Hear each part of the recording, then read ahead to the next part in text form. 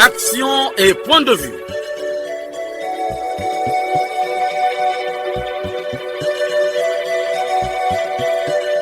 Action et point de vue.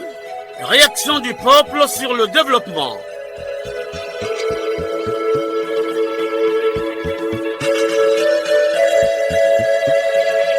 Présentation Omer Elenga. Bonjour à tous. Vous faites bien de vous connecter sur la 96.4. Le coq chante, l'heure a sonné. Les Congolais ont soif pour se prononcer sur le thème « Le système éducatif congolais est-il crédible aujourd'hui ?» La jeunesse congolaise est préoccupée par son sort. Elle s'inquiète de son avenir. Le système éducatif congolais a-t-il une bonne image aujourd'hui? Le débat est ouvert. À la technique, Loïs Mbou et Fred Obunga. À la réalisation, Arnaud Ipene et Jacques Bakala, dans une collaboration de Arnaud Mundos. Je suis Omer Elenga, votre humble serviteur. 45 minutes nous suffisent pour dérouler cette production. Confort d'écoute à tous. Action, point de vue. Action, point de vue. Omer Elenga à côté les bino.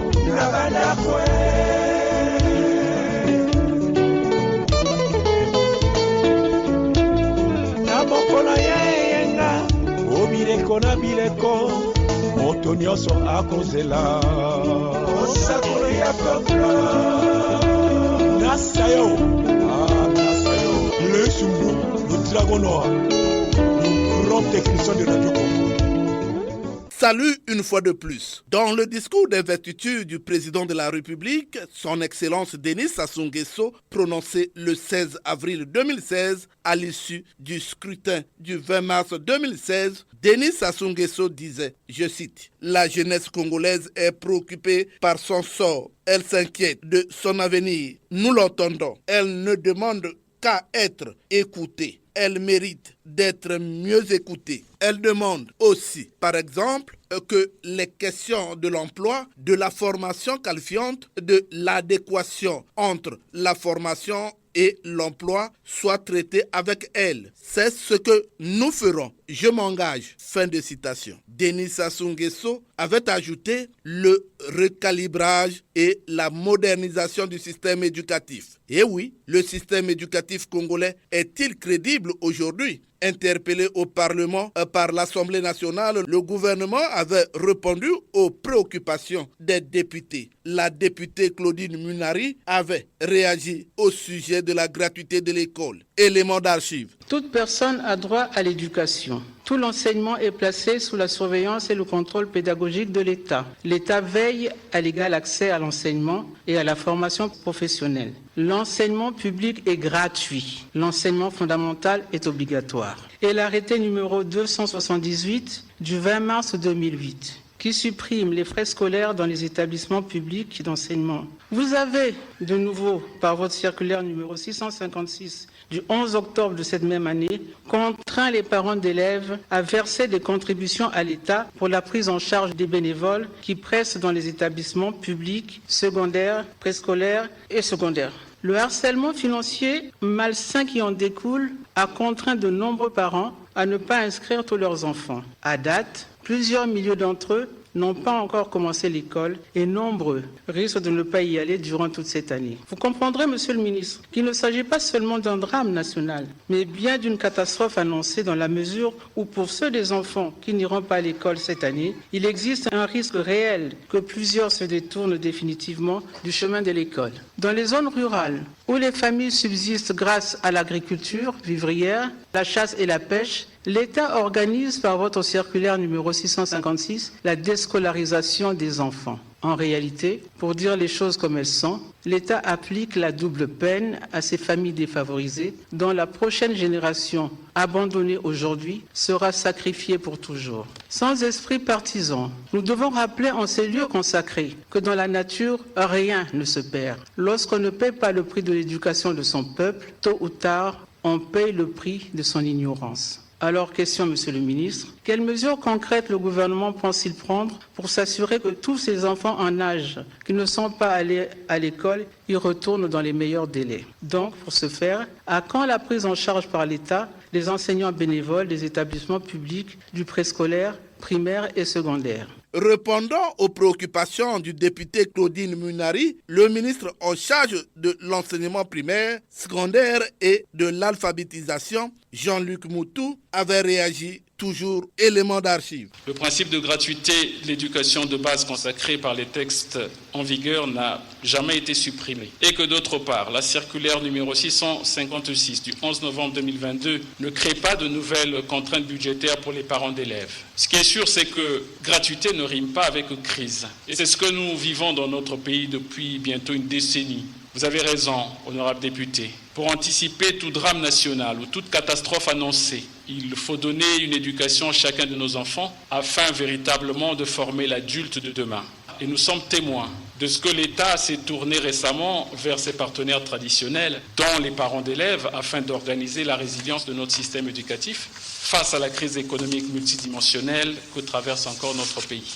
Nous n'excluons pas pour autant la possibilité ou la perspective de revenir à la gratuité totale dès que les indicateurs économiques de notre pays pourront afficher de nouveau le vert de façon durable. La réalité est qu'il y aura toujours un décalage entre le moment où un donateur, une communauté éducative crée une école de proximité et recrute des enseignants bénévoles et le moment où l'État est en mesure de faire fonctionner cette école en recrutant des enseignants formés ou en assurant la prise en charge des enseignants bénévoles. C'est pourquoi le gouvernement développe depuis quelques années déjà l'idée des fonds additionnels pour le financement de l'école qui ne devrait pas provenir uniquement des parents d'élèves, mais de toute la communauté éducative locale, des partenaires au développement, des cadres et des élus locaux. C'est une piste qui mérite d'être courageusement explorée. En disant cela, j'ai répondu en partie à la première question posée par l'honorable Claudine Munari. Pour la seconde question, qui se préoccupe du retour à la normale de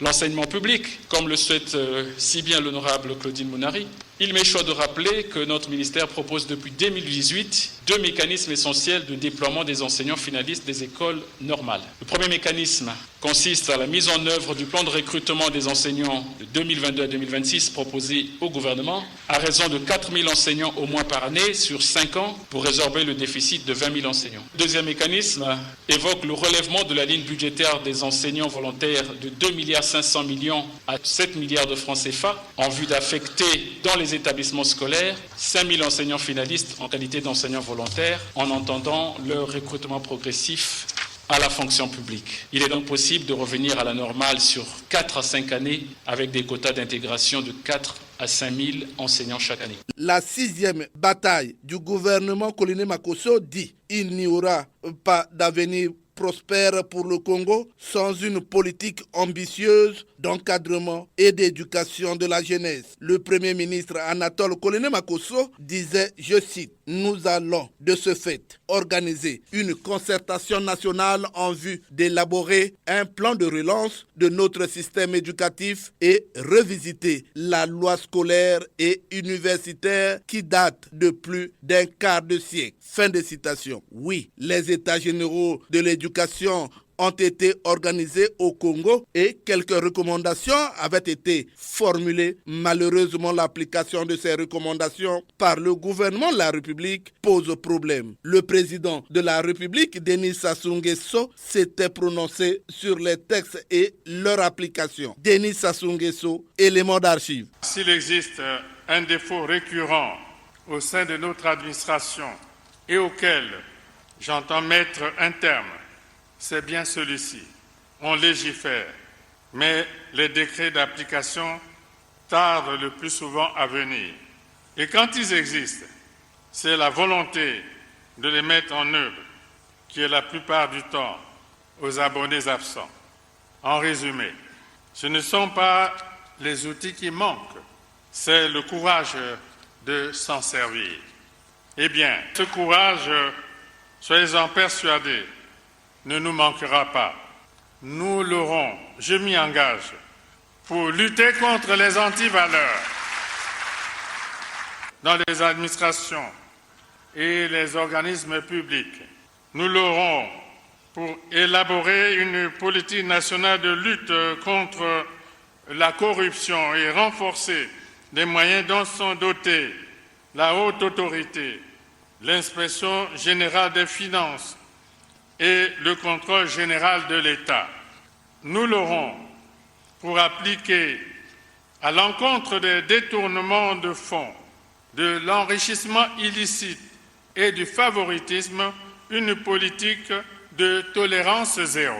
Chers auditeurs, même les textes du ministère souffrent de leur application. À titre d'exemple, la circulaire numéro 081 MEPSA-CAB-DEC souffre de son application. Nous recevons dans ce studio un invité. Bonjour monsieur. Bonjour. Présentez-vous. Patrice Tsumu, président de la Dynamique pour la promotion de l'éducation de qualité pour tous et développement. Aujourd'hui, nous sommes en train de parler du système éducatif congolais. Alors, il y a eu des recommandations formulées par les États généraux du système éducatif congolais. Comment appréciez-vous les recommandations et tout ce qui a été formulé? Est-ce que le gouvernement a exaucé les recommandations dans la mise en pratique? Bon, l'appréciation dépend du gouvernement. Dès le départ, relever que le gouvernement a reconnu que le système éducatif est malade. Il a appelé un expert qu'on appelle les États généraux pour essayer de siéger, et je vais reprendre même les termes même du Premier ministre, qui voulait qu'une autopsie de l'ensemble du système éducatif soit faite et un diagnostic sans complaisance de façon à envisager les thérapeutiques appropriées. Bon, maintenant la question c'est de savoir est-ce que ce sont les résolutions des États généraux qui n'ont pas été efficaces ou bien c'est le gouvernement qui traîne le pas? C'est la principale question qu'il faut se poser. Aujourd'hui, il faut noter que les États généraux ont été annoncés en 2021. Les États généraux ont été convoqués en 2024. Donc 3 ans après, voyez-vous, ça montre que déjà il n'y a pas d'empressement. Et aujourd'hui, 2 ans après, aucune résolution n'est mise en pratique. Alors, je crois que s'il y a faute, c'est au niveau du gouvernement qui doit mettre en pratique les résolutions. Ce n'est pas aux experts qui ont siégé lors des États généraux. Alors, je crois qu'il y a une lenteur. Qu'est-ce qu'il faut faire pour que le gouvernement se mette au travail? Ce sont des propositions qu'il faut faire. Et nous, à notre niveau, en tant que partenaires, nous avions proposé en 12 points, dans un plaidoyer que nous avions fait auprès du chef de l'État le 18 janvier dernier, une proposition de solution. Mais je crois que aujourd'hui, ça se retrouve sur la table du président de la République. Je crois, s'il ne s'est pas trouvé tout autour du président de la République des hommes pour faire les censeurs et écarter ce que nous avions fait comme proposition, je crois qu'en ce moment, il y a une proposition de solution que nous avions faite. Parce qu'aujourd'hui, je pense que les assises des États généraux sont devenues obsolètes. C'est devenu caduc. Parce qu'il n'y a pas eu d'empressement de la part du gouvernement pour exécuter Omer Elenga. Notre malade s'appelle système éducatif. C'est une chose qu'il faut retenir. Dans tout système, les éléments sont interdépendants. Mais ici, vous recrutez 6% cette année, vous recrutez 6%, mais à cette allure, on n'aura jamais réglé le problème du système éducatif. Patrice Tsumu, dans l'une de vos propositions, vous avez dit qu'il faut donc suspendre que les enfants des membres du gouvernement puissent être dans les écoles privées, mais plutôt dans les écoles publiques. Alors, est-ce qu'en faisant comme ça, on va améliorer le système éducatif ? Nous avions dit ceci. Il faut qu'une loi soit prise pour qu'il y ait équité. Comment vous pouvez concevoir que les membres du gouvernement, que les autorités qui ont charge de régler la question du système éducatif ne puissent pas envoyer leurs enfants à l'école publique, mais ils les envoient à l'école privée. Voyez-vous ? Croyez-moi que si, et seulement si, les enfants des autorités commençaient à aller à l'école publique, la solution de l'école congolaise sera trouvée. En réalité, ce seraient les parents d'élèves qui devraient aussi attirer l'attention des autorités. Mais oui, mais je dis que dans ce combat, je pense que la responsabilité est partagée. Mais vous avez par exemple l'image de l'épreuve qui vient de passer au CEP. une épreuve d'orthographe avec des fautes d'orthographe. Le ministre en charge de l'enseignement n'a pas osé se repentir à l'endroit des parents.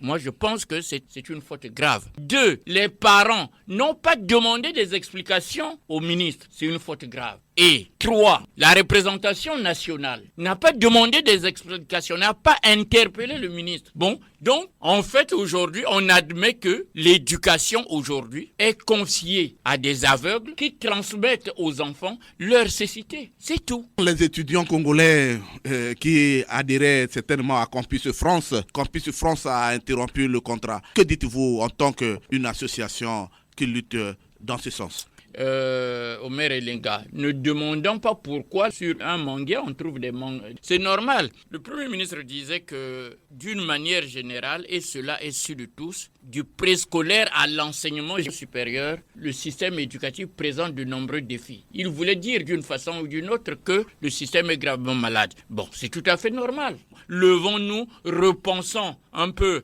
Sinon, faisons ce que j'appelle une révolution dans le management du système éducatif et nous aurons certainement de bons résultats demain. Mais ça ne viendra pas en une année, en 2 ans. Alors, nous vous remercions pour avoir participé à cette émission, Patrice Tchoumo. Merci, Omer Elenga.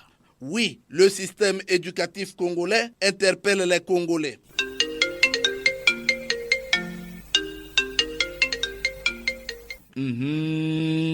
Le téléphone sonne. Il déclare: les Congolais ont soif, les langues se délient. Il trouve là l'occasion de se prononcer sur les questions d'actualité. Allô?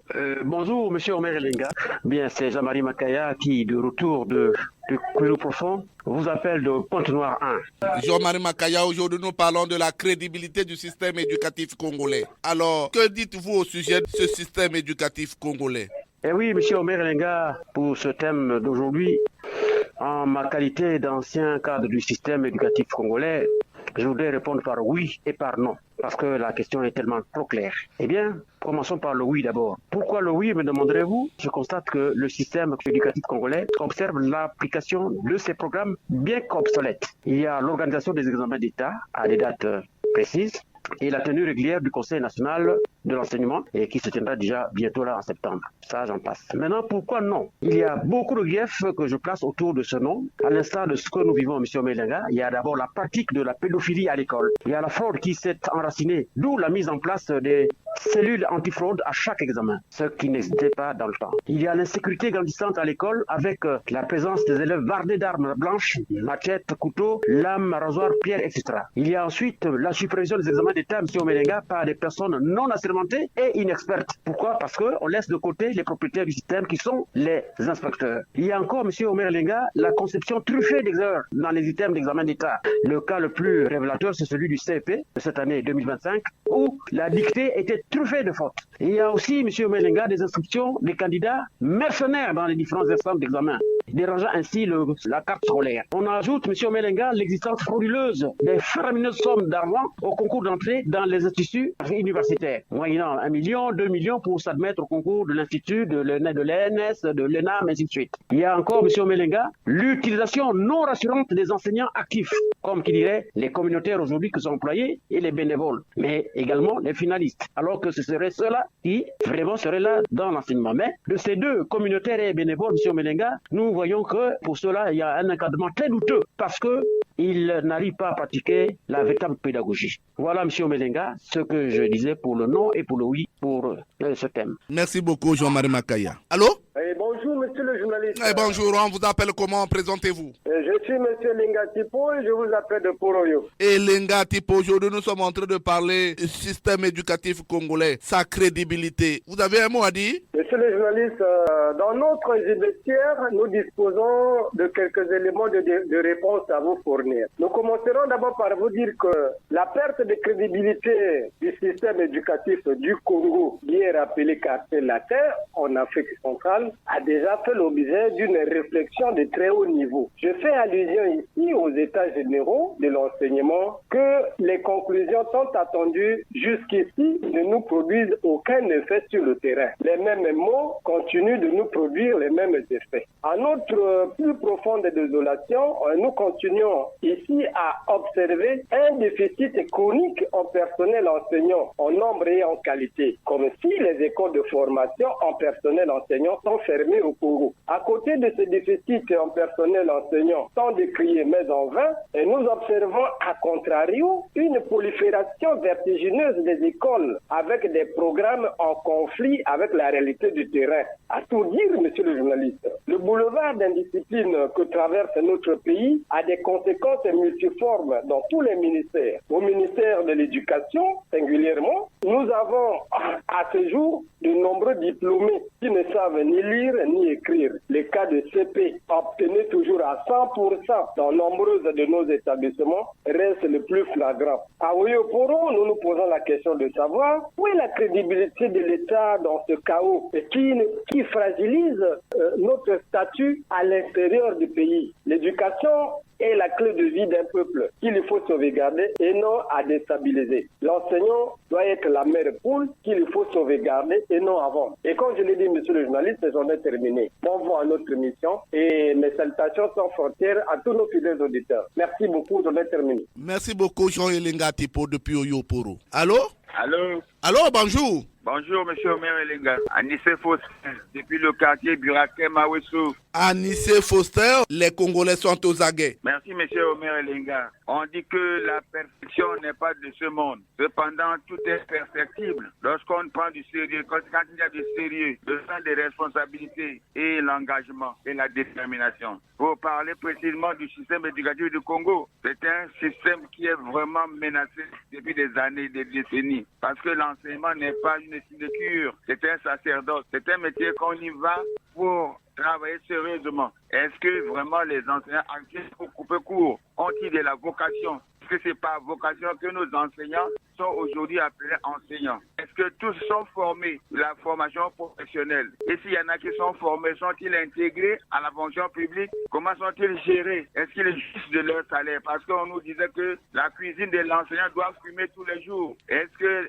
la cuisine de nos enseignants fume tous les jours? Parce que nous voyons des enseignants qui sont transformés en mendiants, qui vont demander de l'aide partout aux élèves. Est-ce que cela rend crédible notre enseignement? Et puis dans nos écoles, les problèmes ne manquent pas. D'abord, les enfants ne lisent plus, il n'y a plus la lecture dans nos écoles. Or, la lecture, c'est la base de l'enseignement. C'est pour ça que nous rencontrons des enfants qui sont dans des classes supérieures et qui ne savent pas lire, qui ne savent pas écrire parce qu'il n'y a pas de lecture. Il y a beaucoup de problèmes, monsieur Omer Elenga, dans notre enseignement. Il faut comprendre du sérieux pour régler ces problèmes. Dans une même école, vous trouvez des vacataires, des prestataires, des finalistes. Et tout ça, ça vient d'où? Qu'est-ce qu'on résout par ce changement-là? Rien. C'est qu'il y a beaucoup vraiment de problèmes. Et notre gouvernement doit prendre conscience de ça. Patrice Tchoumou est président d'une association de lutte pour redonner l'image de l'éducation nationale, propose à ce que tous les enfants des membres du gouvernement puissent fréquenter dans les écoles publiques pour qu'on trouve une solution. Votre appréciation par rapport à cette proposition de Patrice Tchoumou?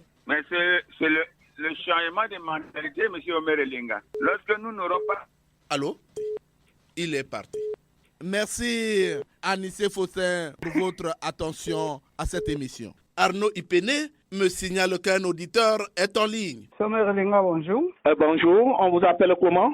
Moi, c'est M. ABC Denis. Je vous appelle depuis le village Ndagé dans le district de Bunji. ABC Denis. Votre réaction? Omer Elenga, le sujet sur la crédibilité du système éducatif congolais est un sujet très passionnant qui interpelle pratiquement toutes les couches du pays. Ce système interpelle nous qui sommes des parents. Ce système interpelle les élèves eux-mêmes. Ce système interpelle le gouvernement. Et aujourd'hui, parler de la crédibilité du système éducatif congolais, c'est un leurre. Parce que le fossé dans lequel était tombé ce système est tellement profond que pour le boucher, c'est pas en un coup de baguette magique qu'on peut le faire. Et donc, à mon avis, ce système nous soumet à une réflexion très approfondie. Et ce n'est pas parce que à la fin de chaque année, on nous brandit des pourcentages ronflants que nous allons accorder du crédit à ce système. Parce que les bacheliers, les brevetés, bref, tous ceux à qui on distribue ces diplômes-là, quand vous les mettez sur le terrain, ils ont du mal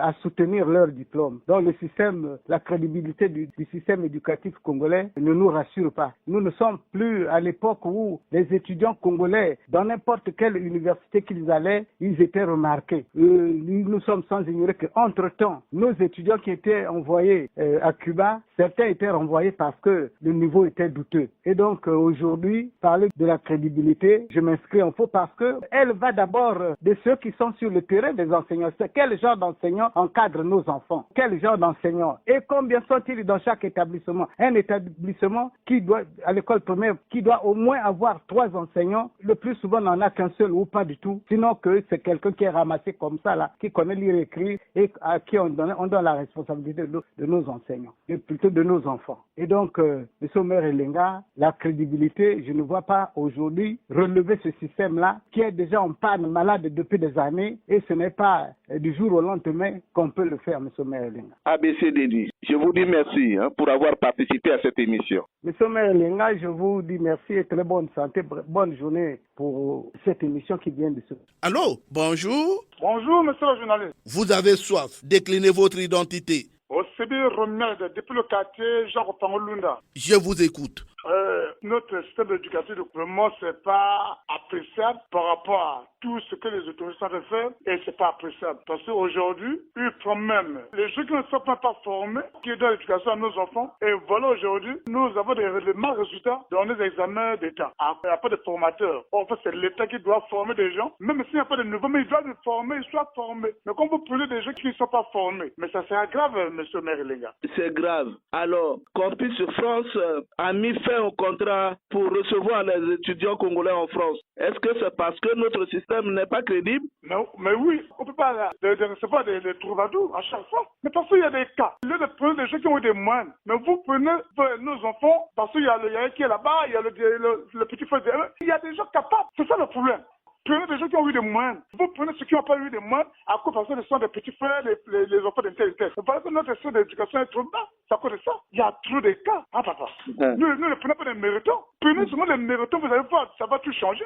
Merci beaucoup au Sebi Rumial depuis le quartier Jacques Opango. Merci beaucoup. Merci, monsieur le journaliste. Et bon dimanche à tous les Congolais qui sont à l'écoute de notre chaîne, notre émission et longue vie à notre émission. Merci. Les langues des Congolais se délient toujours. Allô, bonjour.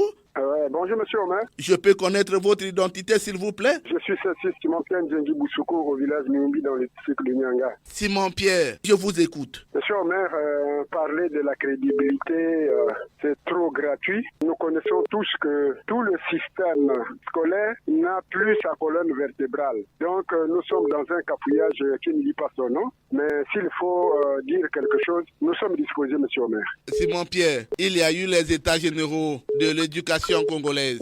Alors, jusque-là, les recommandations ne sont pas prises en compte par les autorités du pays. Mais monsieur Omer, ce sont eux qui sont chargés, ils ont le GPS du pays.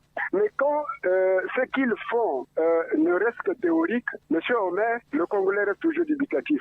Ce n'est pas facile de donner une opinion qui peut convaincre. Nous sommes là comme des moutons, on nous amène dans n'importe quel pâturage, même là où il n'y a pas de laine. Merci beaucoup, Simon Pierre. C'est moi qui vous remercie, monsieur Omer. Bon dimanche aux Congolais de bonne moralité. Un autre auditeur est en ligne. Allô? Allô? Allô? Bonjour, monsieur le journaliste. Bonjour. On vous appelle comment? Je suis monsieur Ludovic. Je vous appelle de Brazzaville. Ludovic, vous nous appelez de Brazzaville. Dans quel quartier? Au quartier Académie militaire. Ludovic, aujourd'hui, nous sommes en train de parler de la crédibilité du système éducatif congolais. Oui, merci, monsieur le journaliste, de nous avoir proposé un thème d'actualité, d'autant qu'il concerne la jeunesse dont on parle tant aujourd'hui. D'entrée de jeu, je pense que la crédibilité d'un système éducatif dépend de plusieurs facteurs. Je pourrais en citer 3.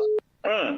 La crédibilité des enseignants qui sont sur le terrain. Deuxième facteur, la crédibilité des résultats aux examens d'État. Le CEP, BPC, BAC, ainsi de suite. Et le troisième facteur, c'est celui de la capacité qu'on ait nos diplômés à défendre leur titre dans les cycles supérieurs. Alors, en ce qui concerne la crédibilité des enseignants qui sont sur le terrain, il y a beaucoup à dire. Hier, on parlait de l'enseignant tout court, l'enseignant vrai, sorti d'une école de formation et qui détenait des connaissances pointues, capables de les transmettre aux apprenants. De nos jours, ce concept d'enseignant a été galvaudé.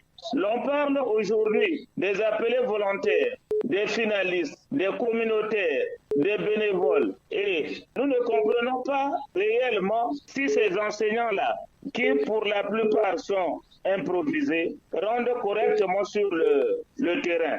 Et en plus de cela, nous parlons de ces enseignants-là qui n'ont aucune connaissance pédagogique. Alors, mais Campus France a eu à interrompre le contrat avec le Congo. Est-ce que c'est la crédibilité du système qui est mise en cause? Mais justement, monsieur le journaliste, ces résultats sur le plan international n'ont aucune crédibilité. Cela veut dire que les résultats aux examens ne sont plus crédibles. Je vais proposer une thérapeutique pour lutter contre ces contre-performances. Laquelle? Alors, la première thérapeutique consiste donc à lutter efficacement contre la fraude, le favoritisme et le système de brouette qui pousse nos élèves à partir depuis le primaire jusqu'en troisième sans cesse. Voyez. Je vous remercie pour avoir participé à cette émission. Merci, monsieur le journaliste. Allô?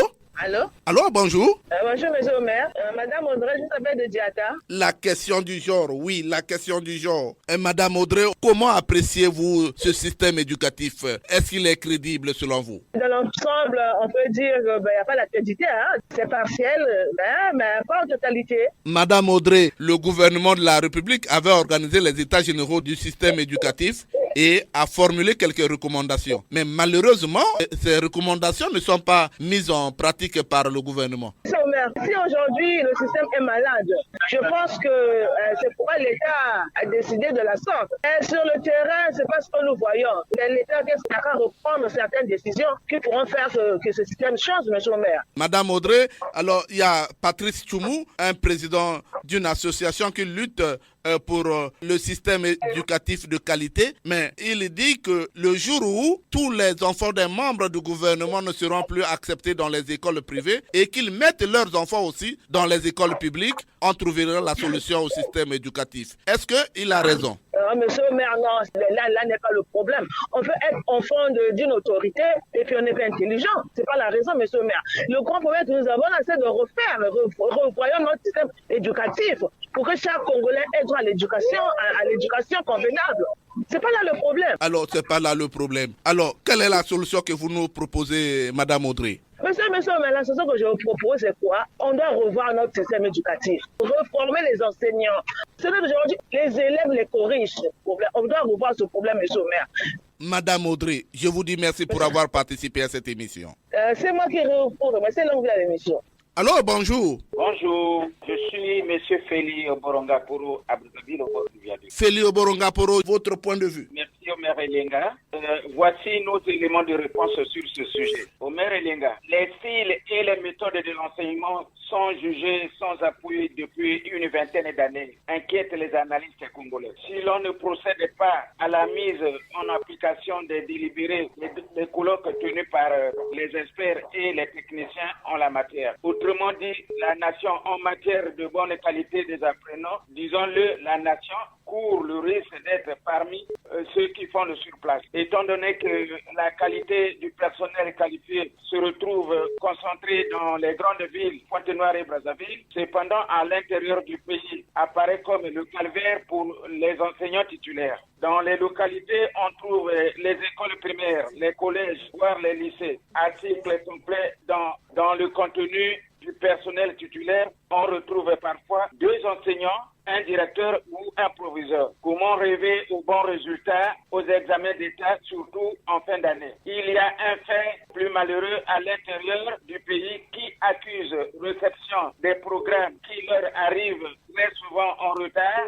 Comment sont-ils les mieux placés aux examens de fin d'année, surtout aux résultats? Nous le disons sans embâche que ces résultats sont obtenus de manière artificielle. Ce sont très souvent à partir des fenêtres ouvertes autorisées par la surveillance. Au regard des erreurs graves qui reviennent chaque année aux examens d'État, Omer Elenga, nous sommes en droit de dire que nous préparons là chaque année les échoués de l'université ici et ailleurs. Nos étudiants très souvent font de la figuration dans les amphithéâtres. Autant que les programmes et les inspecteurs sont quasiment absents dans les localités, l'handicap lié au déséquilibre se fera toujours sentir entre Brazzaville, Pointe-Noire et les départements. Les systèmes et les méthodes ne sont pas uniformisés. Le pourcentage des enseignants communautaires est en hausse. Les techniciens de l'enseignement sont jusqu'ici dans les techniques de l'enseignement sont jusqu'ici dans les décombres sans sauvetage de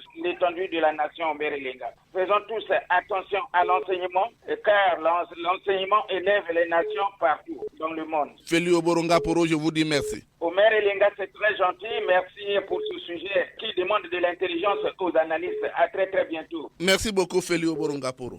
Allô? Bonjour, monsieur Omer Elenga, de la part de monsieur Nyabana Rollins. Nyabana Rollins, vous nous appelez d'où? De Wesso, monsieur Omer. Vous nous appelez de Wesso. Vous avez un mot à dire? Oui, monsieur Omer, vous savez que notre système éducatif est en lambeaux par faute de mauvaises politiques menées par les gouvernants. Aujourd'hui, vous constatez qu'il y a des pleurs partout, pas d'enseignants dans les localités, il y a quelques enseignants pas bien formés, donc il y a crise partout, monsieur Omer. Et même les bâtiments dans certaines localités, c'est comme si nous étions encore au XVIIIe siècle, monsieur Omer. Donc il est question qu'il y ait une bonne réforme au niveau de l'éducation nationale. Parce que de deux, il faut également qu'on change le système dans le sens de nos enseignements, parce qu'on a plus de théorie que de pratique. On ne peut pas pousser tous les élèves à aller plus loin. Dieu n'a pas donné à chacun les capacités de faire des études très élevées. Mais moi, mon souhait, c'était qu'il y ait plus des écoles de formation pour que les élèves apprennent le métier dès le CM1, le CM2 et jusqu'au secondaire. Donc, le métier, nos enfants devaient apprendre le métier dès le bas âge. Merci beaucoup, Nyabana Rollins, pour votre participation à cette émission. Merci, monsieur Omer, et longue vie à notre émission. Merci beaucoup. Merci. Terminons ces appels avec ce coup de fil. Bonjour, présentez-vous. Bonjour, monsieur Omer, Jules Mesmer depuis Pointe-Noire. Jules Mesmer, votre réaction? Omer, l'école, un lieu sacré pour la formation de la relève du Congo de demain, mériterait une attention particulière des pouvoirs publics. Nous sommes obligés d'en parler pour contribuer un peu au changement du pays et surtout satisfaire les nombreux auditeurs qui chaque dimanche sont à l'écoute de la Radio Congo pour suivre cette belle émission. Tout ce que nous disons au maire, dans tous les domaines, le constat est amer. Le système éducatif congolais est très très malade et devient médiocre. Qu'est-ce que les états généraux de l'enseignement nous ont apporté? Ces retrouvailles qui ont coûté des centaines de mille d'argent. Dans le beau vieux pays du temps, chaque vacances, les enseignants passaient des recyclages. Et tout cela aujourd'hui n'existe plus. Hier, les Tchadiens, les Centrafricains, les Gabonais, les Camerounais, etc. étudiaient dans nos universités. Aujourd'hui, c'est le contraire. Les étudiants congolais sont obligés d'aller dans ces pays. Les enfants qui sortent des écoles professionnelles passent 5 à 10 ans sans être recrutés et du coup perdent toutes leurs notions apprises. Les recrutements dans les écoles privées ne tiennent pas compte de la pédagogie au maire. Que peut faire un enfant dont le BPC et le bac ont été achetés? Aujourd'hui, dans notre pays, les diplômes s'achètent ou encore sont scannés. Quand les hommes ne peuvent pas changer les choses, ils sont obligés de changer les noms. Et quelle jeunesse et quel cadre nous formons aujourd'hui? Et que deviendra le Congo demain? Non, au peuple de répondre à cette question. C'est très malheureux, monsieur le maire. Nous n'avons plus un enseignement. C'est très malheureux, monsieur le maire. Jules Mesmer, je vous dis merci pour avoir participé à cette émission. Bon dimanche à tous les Congolais de bonne moralité et aux fidèles auditeurs de cette émission. Bonne santé à vous et à vos techniciens. Merci bien. Merci beaucoup, Jules Mesmer. Ouf! Tokofunda bino lelo. Epaya papa.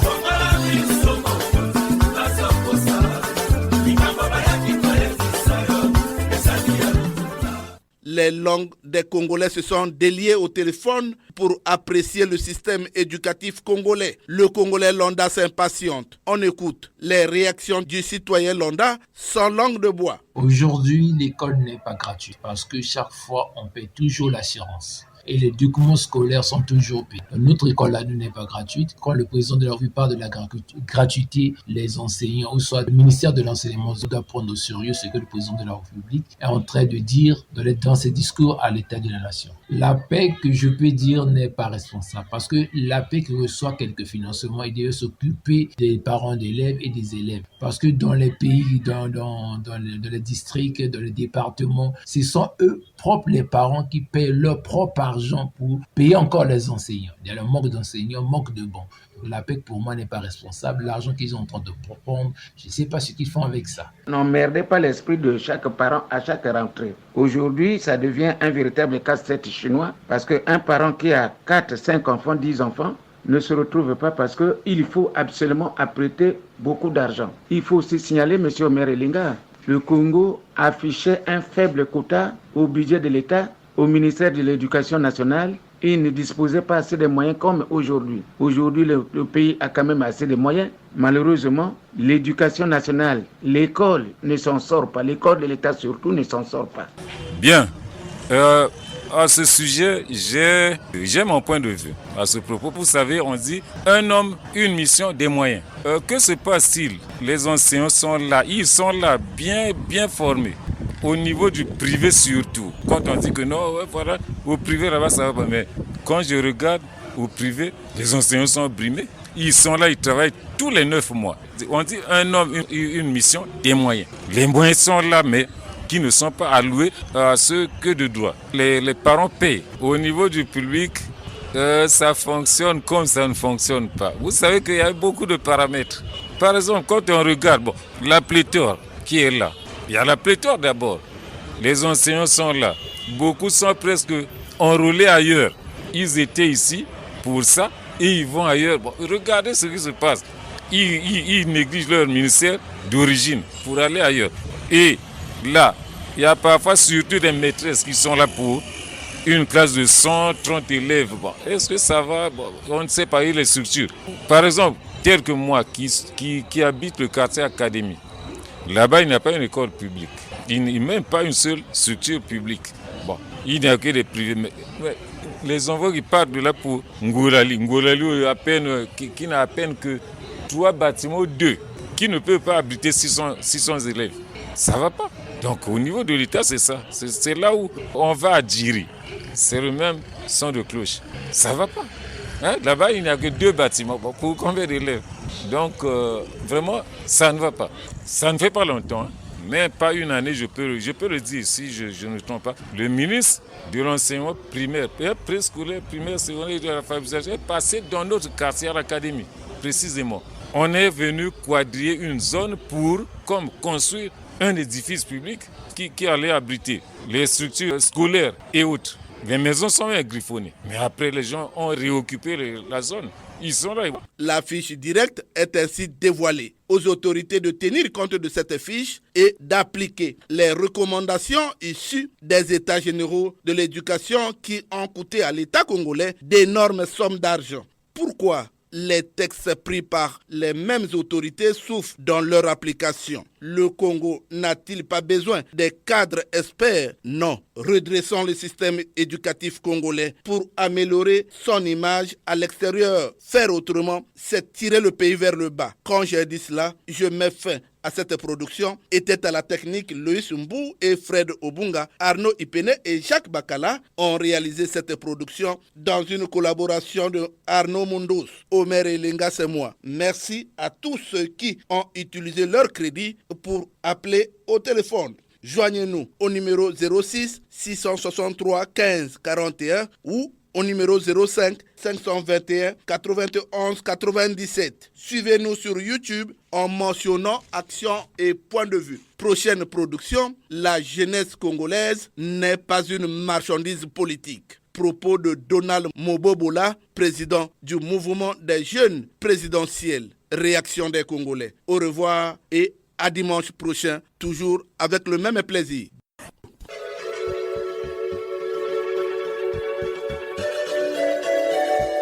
C'était Action et point de vue, Omer Elenga.